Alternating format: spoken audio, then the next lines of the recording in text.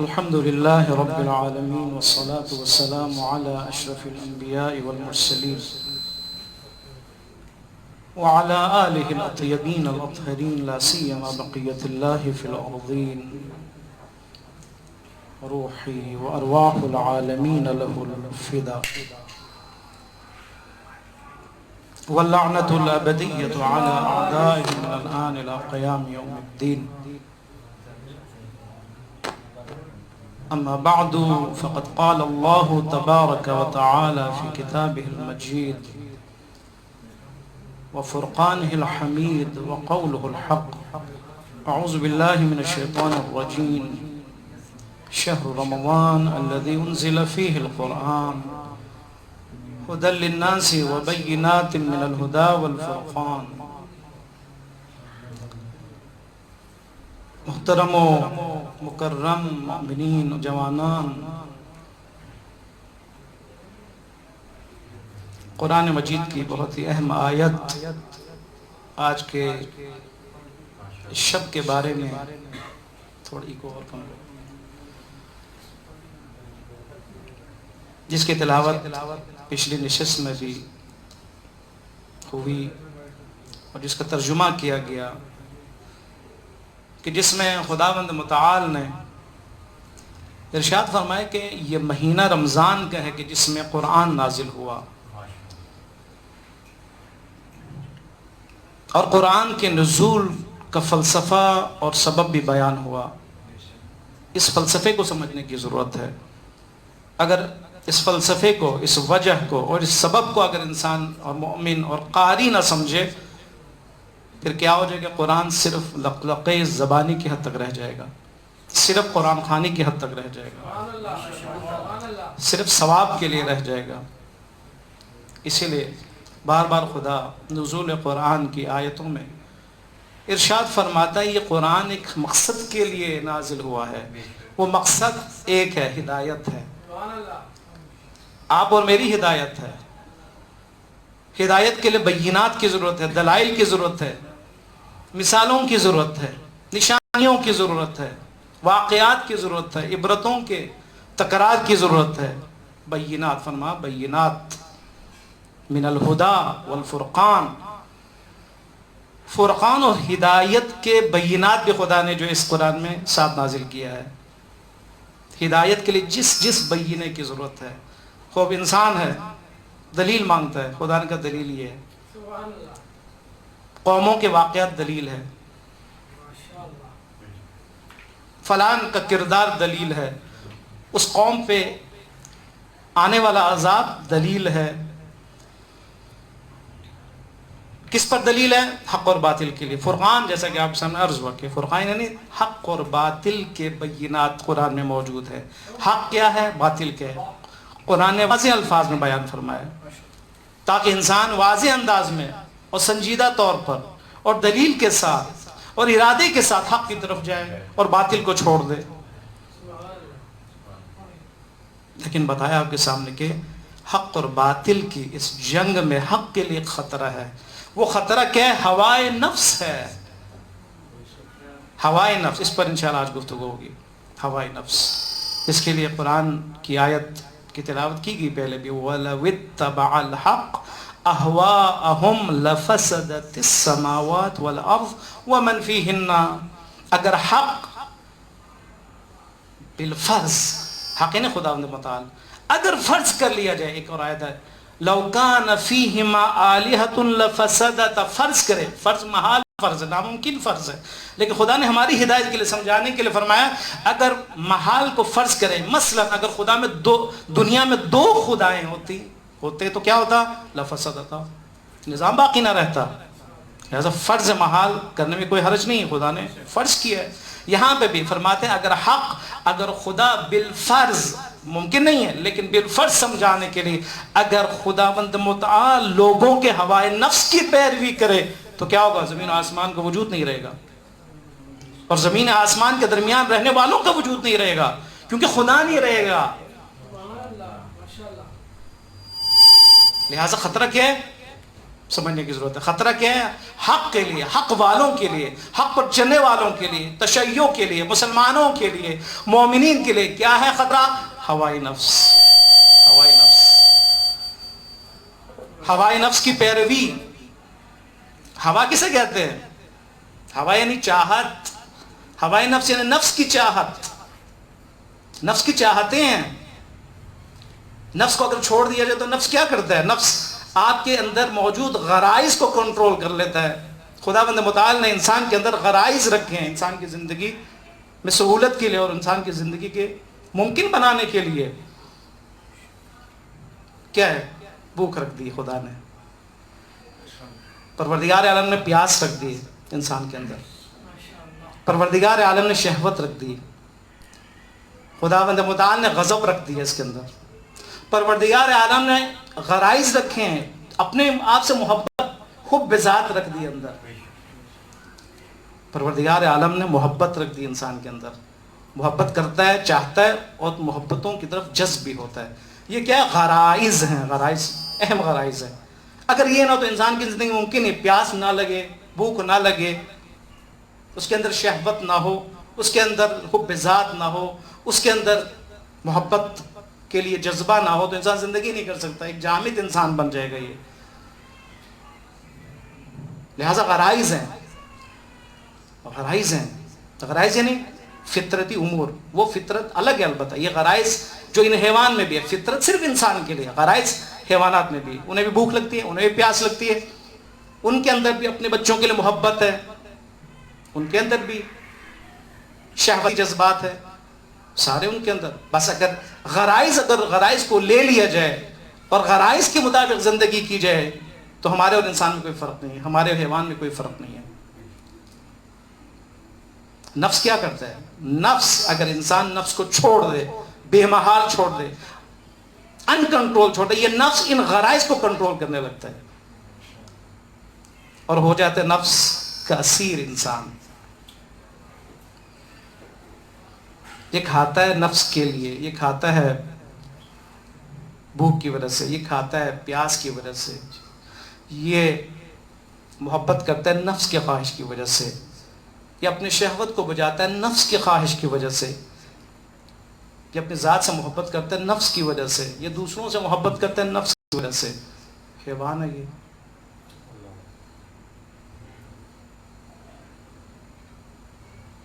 افرائیت من اتخذ الہہ ہوا. یا رسول اللہ، اے رسول، آیا آپ نے اس شخص کو دیکھا ہے کہ جس نے اپنے ہوا کو اپنا خدا بنا دیا ہے؟ افرائیتا، اے رسول، اس شخص کو دیکھا ہے؟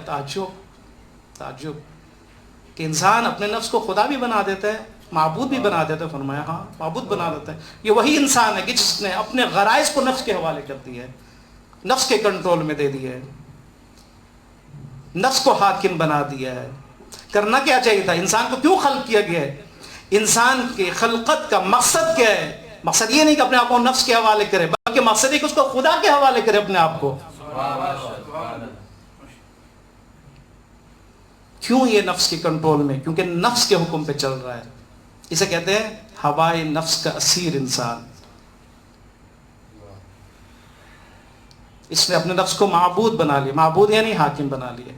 نفس جو حکم کرے اس نے کیا کرنا ہے، جس میدان میں کہے جانا اس نے جانا ہے. بے شک اچھی چیزیں ہو، اچھے کام ہو، اچھے مسائل ہو، اس میں جانا ہو، اچھے ایشوز میں جانا ہو، ریلیوں میں جانا ہو، جلوسوں میں جانا ہو، مسجد میں جانا ہو. جہاں پر بھی نفس نے حکم دیا ہے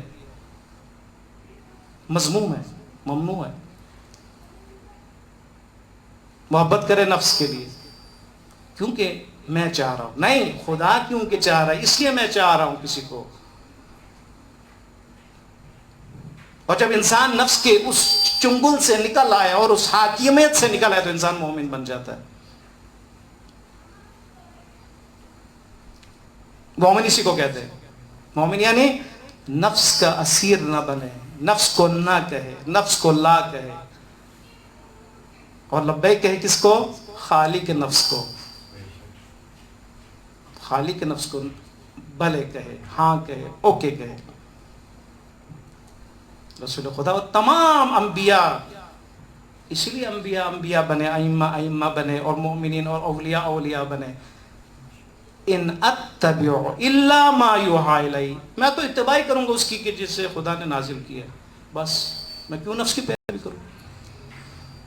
میں صرف وحی کا پابند ہوں، میں صرف وحی کی اتباع کروں گا، میں صرف قرآن کی اتباع کروں گا، میں نفس کی اتباع نہیں کروں گا، میں نفس کے پیچھے نہیں جاؤں گا.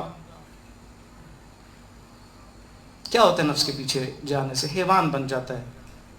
اور حیوان کیسے بنتا ہے؟ جب اسے بھوک لگتی ہے وہ حرام خوری شروع کر دیتا ہے، جب اسے پیاس لگتی ہے وہ شراب خوری شروع کر دیتا ہے، جب اس کی شہوت بھڑک اٹھتی ہے تو وہ عصمت دری شروع کر دیتا ہے، جب غصہ آتا ہے، غضب اس کی بھڑک اٹھتی ہے، وہ قتل و غارت گری شروع کر دیتا ہے. جو اپنے آپ کو چاہتے تو نفس پسندی شروع کر دیتا ہے. یہ سارے کیا ہیں؟ گناہان کبائر میں سے. اور ان کی جڑ کیا ہے؟ وجہ کیا ہے؟ نفس پرستی، نفس کے حکم پہ چلنا، نفس کے پیچھے جانا، نفس کو حاکم بنانا، نفس کو معبود بنانا. صرف اس وجہ سے ہے. قرآن کی ہدایت اسی لیے کہ انسان نفس کے حاکمیت سے آزاد ہو جائے. قرآن کا ہدف یہ ہے، نزول کا ہدف یہ ہے، آج کی رات کا ہدف بھی یہی ہے کہ انسان آج کے دن، آج اس رات کو، اس لمحے میں، اس وقت ارادہ کرے. شب قدر تقدیر بنانے کی رات ہے، مقدرات سنوارنے کی رات ہے، جو خود انسان کے حوالے کیا گیا ہے. انسان اپنے ارادے سے، اپنی نیت سے اپنی تقدیر بدلے. تقدیر کیا بدلے؟ کہے خدایا مجھے نفس کے قید سے آزاد کر دے، آئندہ آنے والے سال میں ایک آزاد انسان بنوں. مومن کہتی ہے اسے جو آزاد ہے، جو آزادی کا احساس کرتا ہے اور اپنے آپ کو آزاد تصور کرتا ہے. نفس کا اسیر انسان کون ہے؟ کہ جو فوراً نفس کے حکم میں آ جاتا ہے، نفس امارہ کے حکم میں آ جاتا ہے. سب سے گرا ہوا نفس کیا ہے؟ نفس امارہ ہے. اور انسان جس کے سر پر خلیفۃ اللہ تاج ہے، اور ہو جائے کیا؟ اسیر نفس. یہ افسوس کی بات ہے. ہم اپنے آپ پہ غور کریں، اپنے اعمال پہ غور کریں. الحمدللہ آپ جوانان اپنے آپ پہ غور کریں. یہ غرائز پروردگار عالم نے رکھے ہماری ضرورت کے لیے، نہ کہ ہدف بنا کر. مثال چوری ایک ضرورت ہے انسان کی، کچن کی ضرورت ہے، سبزیاں کاٹنے کے لیے، گوشت کاٹنے کے لیے، مختلف کاموں کے لیے ضرورت ہے یہ. لیکن اگر انسان ضرورت کے لیے استعمال نہ کرے، غیر قانونی استعمال کرے، غیر شرعی استعمال کرے، وہ ایسا شخص مذموم شخص ہے. اس کی نفی ہوتی ہے، لوگ اس کی مذمت کرتے. آج کل دیکھیں موبائل کیا ہے؟ موبائل ایک ضرورت ہے. ہم بھی آج موبائل کے ذریعے آپ سے محو گفتگو ہیں، وہ بھی خدا کی نعمت ہے، ضرورت ہے. لیکن اگر ضرورت سے زیادہ اگر انسان آ کے نکل جائے، اگر انسان حد پھلانگنے لگے، اگر انسان ریڈ لائن کو کراس کرنے لگے اور ضرورت سے آگے بڑھ جائے، اس کو غلط استعمال کرے، غیر شرعی اور غیر قانونی استعمال کرے، یہ مذموم ہے. پھر یہ موبائل مذموم ہے، مذمت کی جانی چاہیے. وہ چھری کی مذمت کی جانی چاہیے. غرائز بھی ضرورت کے لیے پروردگار نے انسان کے اندر رکھے ہیں، غرائز، تاکہ انسان زندگی کرے، اچھی زندگی کرے، زندہ رہے، نسلیں بڑھائے اور دفاع کرے. حق کا دفاع کرے. غصہ اور غضب کیوں ہے انسان کے اندر؟ تاکہ انسان دفاع کرے حق کا، نہ کہ بیوی سے لڑے، نہ کہ بچوں سے لڑے، نہ کہ ہمسایوں سے لڑے، نہ کہ دوستوں سے لڑے، نہ کہ دشمنی پھیلائے. ان غرائز کا صحیح استعمال کرنا اور نفس کو شکست دینا اور خدا کے حکم میں آ جانا، اس کو کہتے ہیں مومن. آیا ہم اور آپ نفس کو شکست دے رہے یا نہیں دے رہے؟ یہ ہمیں پتہ ہے، آپ کو، ہر ایک کو، مجھے پتہ ہے، اپنے بارے میں پتہ ہے. آیا میں نفس کے تحت آتا ہوں اور جاتا ہوں اور باتیں کرتا ہوں اور کام کرتا ہوں یا نہیں کرتا ہوں؟ یا خدا کے لیے کرتا ہوں؟ نفس امارہ کس کہتا ہے؟ نفس امارہ یعنی امر کرنے والا، حکم دینے والا نفس. امارہ مبالغہ کا صیغہ، یعنی بہت زیادہ حکم کرنے والا. اتنا حکم کرتا ہے کہ انسان اسی کے پیچھے چلا جاتا ہے اور سمجھتا ہے یہی حکم صادر کرنے کی صلاحیت رکھتا ہے اور اسی کو جو ہے حق حاصل ہے. اور فوراً وہ انجام دیتا ہے، نفس امارہ کے عمل کو فوراً انجام دیتا ہے، بغیر سوچے سمجھے انجام دیتا ہے، پھر انسان کیا کہتا ہے؟ پشیمان ہو جاتا ہے۔ کتنے گناہیں ایسے ہیں انسان فوراً انجام دیتا ہے اور انسان پشیمان ہو جاتا ہے۔ کتنی اتنی غلطیاں ہیں کہ جو انسان نفس امارہ کی وجہ سے فوراً انجام دیتا ہے، اور اس کا امر فوراً ہوتا ہے کیونکہ اندر سے اس کا تعلق ہے۔ ایسا نہیں کہ وہ آئے گا کرسی پہ بیٹھے گا، کہ وہ میڈیا کے سامنے آئے گا، ممبر پہ بیٹھے گا، آپ کو حکم دے گا، نہیں، اندر ہی اندر فوراً آٹومیٹکلی کام ہو رہا ہوتا ہے، حکم دیتا ہے اور آپ انجام دیتے ہیں۔ انسان کے اندر وہ فکر اور تخیل چھین لیتا ہے، فکر کرنے کی صلاحیت چھین لیتا ہے یہ نفس۔ سب سے خطرہ یہ ہے کہ یہ نفس امارہ، اس کا اسیر شخص کے اندر فکری صلاحیت جو ہے نا وہ چھن جاتی ہے، وہ فوراً انجام دیتا ہے۔ قرآن کا حکم فلا یتدبرون القرآن، قرآن پڑھتا ہے انسان فکر نہیں کرتا، کیوں؟ اس لیے یہ قرآن جو پڑھا ہے یہ بھی نفس کے حکم کے تحت ہے، بڑا ہے نفس کے حکم کے تحت ہے۔ کیوں؟ کوئی دیکھے مجھے، کیوں کوئی دیکھے کہ میں کیسے پڑھ رہا ہوں، میں فلان کام کے لیے پڑھ رہا ہوں، فلان پیسوں کے لیے پڑھ رہا ہوں، فلان مقصد کے لیے پڑھ رہا ہوں، نفس نے حکم دیے۔ اگر خدا کے لیے انسان پڑھے تو کیا ہے؟ انسان ہدایت کے لیے پڑھتا ہے، ٹھیک ہے نا، اس مقصد کے لیے پڑھتا ہے۔ اور جب پڑھتا ہے تو کیا کرتا ہے؟ ترجمے کے ساتھ کم از کم پڑھے گا، وہ اس کے بھی آگے جائے گا، کیوں؟ اس لیے کہ حکم خدا ہے اور دستور الہی ہے، میں مسلمان ہوں، میں اس پر ایمان لا چکا ہوں، مجھے یہ بھی پتہ نہ ہو میں الحم میں کیا کہہ رہا ہوں، خدا الحم میں کیا کہہ رہا ہوں مجھے یہ بھی نہیں پتا، اور میں نمازیں پڑھی جا رہا ہوں، میں قل هو اللہ پڑھوں، انا اعطیناک الکوثر پڑھوں، لیکن مجھے پتہ ہی نہیں میرا خدا کیا فرما رہا ہے۔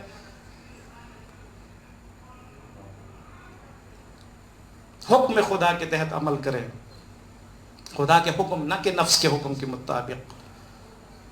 لہو لعب اسی کو کہتے ہیں، لہو لعب، قرآن میں بار بار تذکرہ ہوا ہے، یعنی انسان اپنے نفس کے مطابق چلے، ایسا کام کہ جو انسان مقصد خلقت کو چھوڑ کر اس کام کو انجام دے، ایسا کام جو انسان کو حق سے غافل کر دے۔ ممکن ہے وہ اچھا کام ہو، قرآن پڑھو، نماز پڑھو، لیکن مقصد خلقت تک وہ نماز نہیں پہنچا رہی اس کو، یہ ہو جائے گا لہو اور لعب۔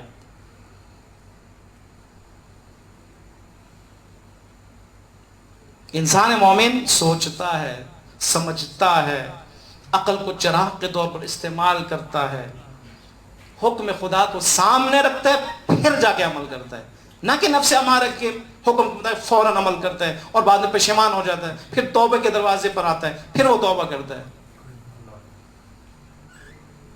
مومن انسان بچتا ہے اعمال قبیح سے، پہلے ہی بچ جاتا ہے، وہ اپنی معرفت کے مطابق، اس عشق کے مطابق پہلے ہی بچ جاتا ہے وہ۔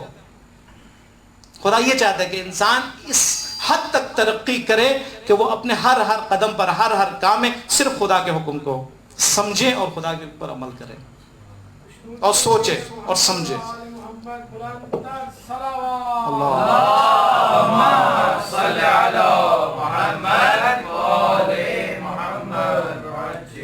لہذا حق پر چلنا آسان نہیں ہے، باطل اور حق کے درمیان اس جنگ میں حق پر چلنا آسان نہیں ہے، حق کی راہ میں نفس سے لڑنا پڑتا ہے، نفس سے جنگ کرنا پڑتا ہے، نفس سے پیکار کرنا پڑتا ہے، اور رسول خدا نے فرمایا یہ جنگ کبیر ہے، جہاد اکبر ہے۔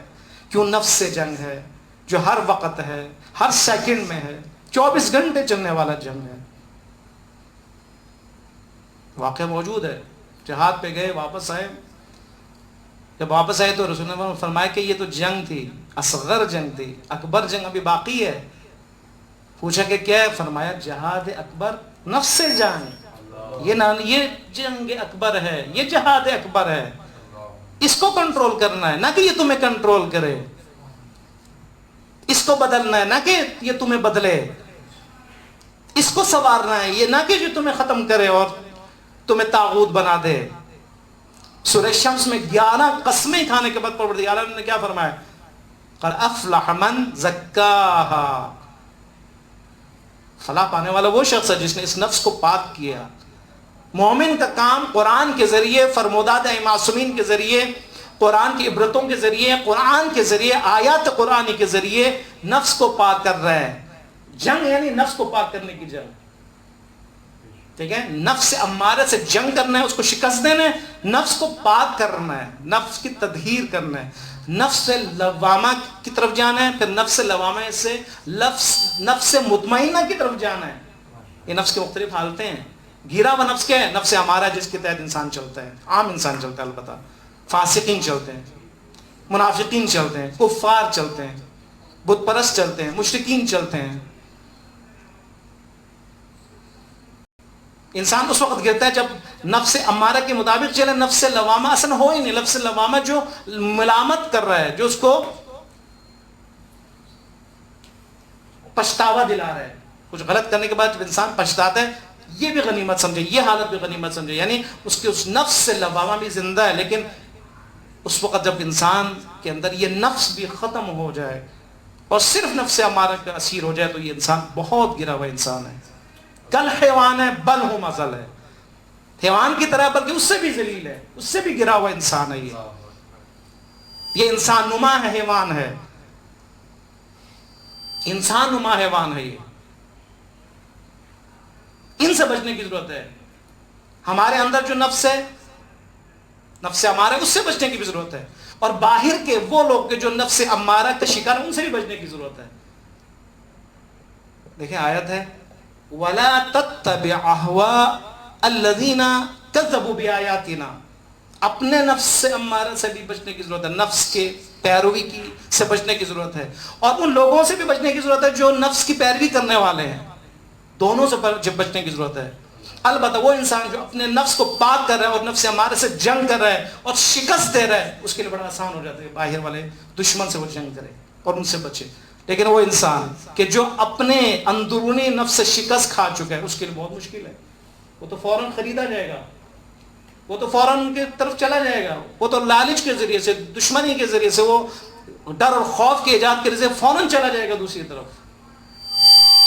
اس نے فرمایا کہ وَلَا تَتَّبِعْ، اتباع نہیں کرنا، ان لوگوں کو اتباع نہیں کرنا کہ جو احواء الذین کذبوا، جو ہمارے آیتوں کو جھٹلاتے ہیں، ان کی اتباع نہیں کرنا، ان کے ہوا نفس کی اتباع نہیں کرنا، ان کے چاہتوں کی اتباع نہیں کرنا۔ وَلَا تُطِعْ مَنْ أَغْفَلْنَا قَلْبَهُ عَنْ ذِكْرِنَا، جن کے دلوں کو ہم نے غافل کیے، ان کی اتباع نہیں کرنا۔ وَاتَّبَعَ هَوَاهُ، جس نے اپنی ہوا کی پیروی کرنی شروع کی، ان کی اتباع نہیں کرنا، ان کی اتباع نہیں کرنا۔ آپ دیکھیں یوم القدس پرسوں کیوں اسرائیل بنا ہے؟ اسی لیے ہوائی نفس کی وجہ سے، پیروی ہوائی نفس کی وجہ سے۔ جنہوں نے قبضہ کیا وہ بھی ہوائی نفس، پیروی نفس کا شکار تھے، اور وہ عرب جو ظاہراً مسلمان ہیں وہ بھی ہوائی نفس کا شکار ہے۔ کیوں؟ اس لیے اگر وہ خدا کے حکم کو مانتے تو کبھی بھی اسرائیل کو قبول نہ کرتے، اسرائیل نہ بنتا، اسرائیل وجود میں نہ آتا۔ ابھی بھی اگر کوئی اسرائیل کی حمایت کرے، پاکستان میں خاص طور پر ایسے لوگ موجود ہیں،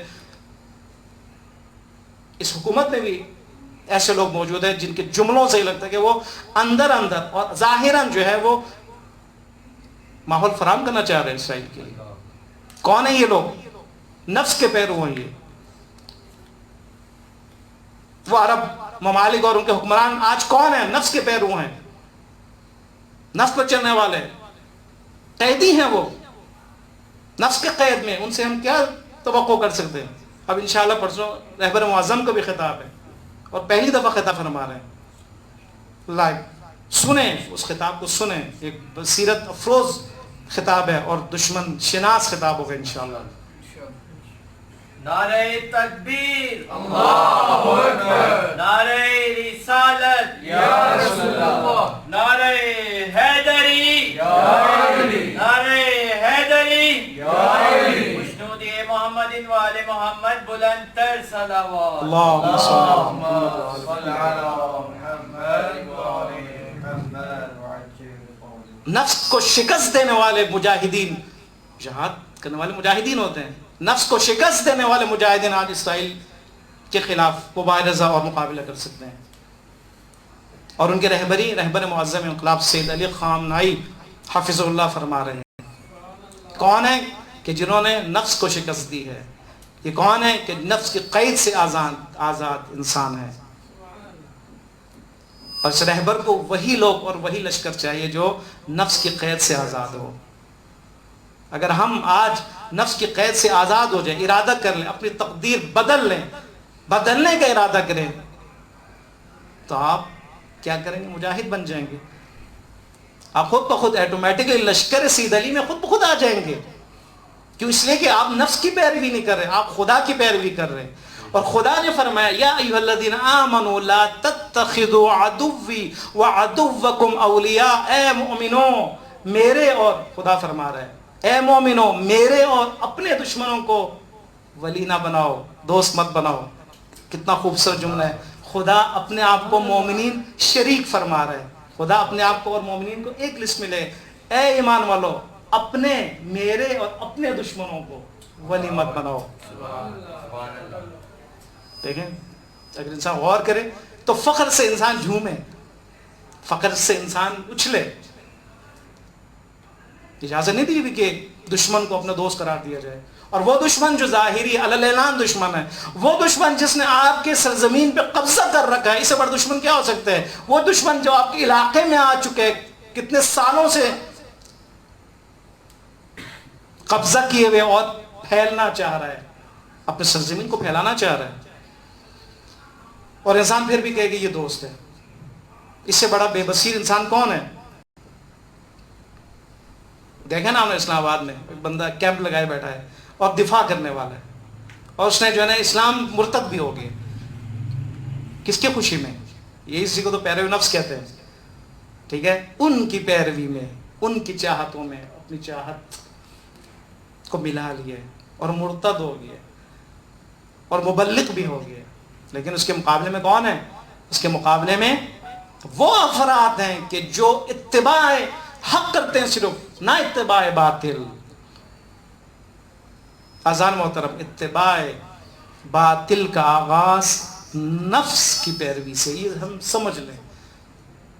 اگر آج ہم یہ سمجھ لیں کہ میں بھی حق پر ہوں اور میں کسی دن پھسلا نہیں جاؤں گا، یہ خام خیالی ہے. خطرہ ہے، خطرہ، بہت خطرہ ہے. ہر لمحے، ہر وقت ہم دیکھیں کہ میں کہاں جا رہا ہوں. آیا میں نفس کے پیرو ہوں یا نہیں ہوں؟ اگر ہوں، اپنے آپ کو بدلیں، اپنے آپ کو سنواریں. فوراً قرآن کے محضر میں آ جائیں، فوراً علماء کے محضر میں آ جائیں، فوراً مجلسوں میں جائیں، فوراً درسوں میں جائیں، فوراً سوال کریں، فوراً فکر و تدبر سے کام لیں، تاکہ اپنے آپ کو فوراً بدلیں. ورنہ خطرہ ہے. ورنہ اس طرح کے لوگ معاشرے میں جو ہے آتے جائیں گے، جو اسرائیل کی حمایت میں بات کرنے والے ہیں. یا ایھا الذین آمنوا لا تتخذوا بطانۃ من دونکم، اے ایمان والو دشمنوں کو اپنے علاوہ، اپنے مکتب سے دور انسانوں کو اپنے لیے ہمراز قرار نہ دو. ہم ہمراز قرار دیتے ہیں. لا یعلونکم خبالا، یہ تھوڑا سے بھی تمہارے بارے میں نہیں سوچیں گے. ودوا ما عنتم، یہ چاہتے ہیں تم ہمیشہ مشکل میں رہو. کون ہے جو آج چاہ رہا ہے کہ ہم ہمیشہ مشکل میں رہیں؟ واضح ہے. کون آج ہماری ترقی کا دشمن ہے؟ کون ہمارے اخلاقیات کا دشمن ہے؟ کون ہمارے تربیت کا دشمن ہے؟ کون ہمارے اولادوں کا دشمن ہے آج؟ کون آج ہمارے مکتب کا دشمن ہے؟ یہ اس وقت سمجھے گا انسان کہ جب انسان بابصیر ہو. بابصیر انسان اس وقت ہو جائے جب نفس کے پیرو نہ ہو. قیدی تو نہیں سمجھتا وہ کیا اور حق کیا باطل ہے. آزاد انسان سمجھتا ہے، اس کی نظریں گہری ہوا کرتی ہیں کہ دشمن کیا کر رہا ہے، دشمن کیا چاہ رہا ہے اور دشمن کیا کرنے والا ہے. انشاءاللہ ہم بابصیر بن کر اپنے شعور کو بڑھاتے ہوئے، ریلیز میرے خیال میں نہیں ہے، اعلان نہیں ہوا، نہیں اعلان ہوا اور نہیں بھی ہونا چاہیے، کیونکہ شرعی طور پر بھی یہ اس کے جواز جو ہے وہ مشکل ہے. جب خطرہ جانی ہے تو البتہ اگر احتیاطی تدابیر اختیار کیا جائے تو پھر ممکن ہے. لیکن ایسے جلوسوں میں پھر احتیاط جو ہے نا وہ ممکن نہیں رہتی. لیکن پھر بھی اگر کم از کم جو ہم نے کرنا ہے وہ کیا ہے، میڈیا پر جو ہے نا اس چیز کو اجاگر کریں، پوسٹر کے ذریعے سے، اپنے باتوں کے ذریعے سے، کلپس کے ذریعے سے، تاکہ دشمن یہ نہ سمجھے کہ اس کرونا کے ماحول میں ہم کامیاب ہو گئے ہیں اور مومنین سو گئے ہیں، مومنین جو ہے وہ بیک پہ چلے گئے ہیں، احساس ختم ہو گیا ان کا. نہیں، یہ نہیں ہونا چاہیے، بلکہ ہم میں سے ہر کوئی پوسٹر کے ذریعے سے، مکتوب حالت میں، کمنٹ کے ذریعے سے اسرائیل کی اس جاہریت کو، اس قبضے کی مذمت کریں، مذمت کرے، تنفر کرے، اس کام سے نفرت کا اظہار کرے. یہ ابتدائی کام ہے جو ہمیں کرنا چاہیے اور کرتے ہیں الحمدللہ. ضرورت اس بات کی ہے کہ ہم قرآن کے اس پیغام کو سمجھیں. آج کی رات دعا کی رات بھی ہے، ہم دعا کرتے ہیں پروردگار عالم کے حضور کہ خدایا بحق محمد و آل محمد، پاکستان کے بننے کی بھی رات شاید نہیں 26 خدایا آج کے شب کے صدقے میں اس سال کو پاکستان کی ترقی کا سال قرار فرما. پروردگارہ پاکستان میں رہنے والوں کی ترقی کا سال قرار فرما. پروردگارہ بحق محمد و آل محمد اس سال کو بصیرت اور شعور کا سال قرار فرما. پروردگارہ بحق محمد و آل محمد اگر ہم پیرو نفس ہے خدایا ہمیں اپنا پیرو بنا. پروردگارہ اس جہاد میں ہمیں کامیابی عطا فرما. ہمیں ہمیشہ جہاد اکبر میں، جہاد بن نفس میں کامیابی عطا فرما. پروردگارہ ہمارے اولادوں کو بھی، ہمارے بہن بھائیوں کو بھی، ہمارے رشتہ داروں کو بھی، عزیز و اقارب اور دوستوں کو بھی پروردگارہ مجاہد فی سبیل اللہ بننے کی توفیق عطا فرما. پروردگارہ اسرائیل کا خاتمہ جلد از جلد فرما. مجاہدین کو کامیاب و کامران فرما. پروردگارہ رہبر معظم انقلاب اسلامی کا سایہ دراز فرما. پروردگارہ بحق محمد و آل محمد انقلاب اسلامی کو روز بروز ترقی عنایت فرما. پروردگارہ بحق محمد و آل محمد ہمارے عاقبت بخیر فرما. پروردگارہ امام زمان علیہ السلام کے ظہور میں تعجیل فرما. ہم سب کو آپ کے بہترین اعوان و انصار میں شمار فرما. پروردگارہ ہمیں آپ کے لشکر کا بہترین سپاہی قرار فرما. پروردگارہ ہمیں آپ کے لشکر میں شہادت کی توفیق عطا فرما. پروردگارہ بحق محمد و آل محمد جو بیمار ہیں ان کے لیے خصوصی دعا کریں کہ جو بیمار ہیں، خصوصاً ہم میں سے کوئی بیمار ہے، ہمارا کوئی بیمار ہے، بالخصوص حیدر بھائی کو مکمل شفا عطا فرما، صحت و تندرستی عطا فرما. آج کے شب کے صدقے میں، قرآن کے صدقے میں، حاملان قرآن کے صدقے میں، ناطقان قرآن کے صدقے میں پروردگارہ حیدر بھائی کو، شکور بھائی کو، تمام مریضین کو شفا عطا فرما. اسپتالوں میں جو گھروں میں جن کو لا علاج کرا دی ان سب کو شفا کامل و عاجلہ عطا فرما. حاضرین اور جو ناظرین ہیں ان کی جو دل جائز تمنا ان کو پورا فرما. پروردگارہ بحق محمد و آل محمد ہمارے اولادوں کی خود تربیت فرما. ان کی تربیت کے لیے بہترین اسباب فراہم فرما. اولاد نرینہ کے لیے، اولاد صالح کے لیے دعا کے اپیل ہے خدایا بحق محمد و آل محمد جو بے اولاد ان کو اولاد صالح قرار فرما. جو اولاد نرینہ سے محروم ہیں ان کو اولاد نرینہ عطا فرما. پروردگارہ جو اپنے بچوں کے تربیت کے حوالے سے پریشان ہیں ان کی پریشانی کو دور فرما. جو اپنے بچوں کے رشتے کے حوالے سے پریشان ہیں ان کی پریشانی کو دور فرما. جو اپنے اولاد کی تعلیم کے حوالے سے پریشان ہیں ان کی پریشانی کو دور فرما. جو تنگی رزق کا شکار ہے ان کے اس رزق کو وسعت عطا فرما. پروردگارہ بحق محمد و آل محمد ان تمام دعاؤں کو اپنی بارگاہ میں مستجاب فرما. ایک اور دعا کہ یہ جو ماحول کرونا کا ہے خدایا اس کا خاتمہ فرما. جو بھی اس کا شکار ہے خدایا ان کو شفا عطا فرما. باقی تمام کی حفاظت فرما. ربنا تقبل منا انك انت السميع العليم. آمین آمین یا رب العالمین برحمتک یا ارحم الراحمین. الی ارواح المؤمنین والمؤمنات خصوصاً شہداء و صلحاء و تمام مومنین و مومنات، علماء کرام، مجتہدین و عظام، بالخصوص رہبر کبیر انقلاب امام خامنئی، امام خمینی رحمۃ اللہ علیہ، اور تمام شہداء انقلاب، شہداء پاکستان، شہداء بحرین، شہداء یمن و شام، شہداء حجاز اور شہداء پاکستان، سب کے لیے الفاتحہ. بسم اللہ. الحمد لله رب العالمين الرحمن الرحيم اهدنا الصراط المستقيم صراط الذين أنعمت عليهم غير المغضوب عليهم ولا الضالين. قل هو الله أحد الله الصمد لم يلد ولم يولد ولم يكن له كفوا أحد. بسم الله الرحمن الرحيم. قل هو الله أحد الله الصمد. بسم الله الرحمن الرحيم. قل هو الله أحد الله الصمد لم يلد ولم يولد ولم يكن له. اللهم صل على محمد وآل محمد وعجل